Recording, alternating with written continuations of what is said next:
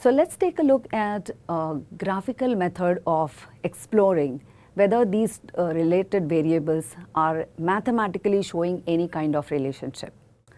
A scatter plot is a graphical method to explore the relationship between this bivariate data. A scatter plot is simply a two-dimensional plot. It plots the values of variable y and x on two axes. A scatter plot can possibly show 5 different scenarios.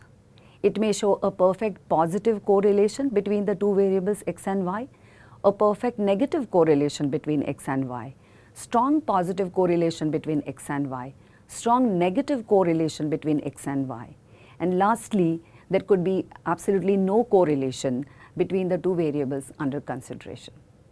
So here are 5 different possible scenarios as I mentioned earlier. The first graph, if you see, it is showing all the points rising from bottom to top and from left to right along a straight line. So this indicates that the two variables x and y show a perfect positive correlation. On the other hand, in the second graph, you can see that the points are dropping from left to right and they are decreasing trend.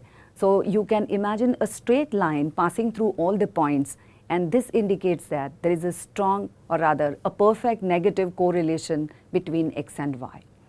The last 3 graphs show either a strong positive correlation or a strong negative correlation or absolutely no correlation between the two variables x and y. Although a scatter plot graphically depicts what type of relationship could exist between the two variables x and y, it only depicts the nature of the relationship between two variables x and y, but it fails to measure the degree of linear relationship between the two variables x and y.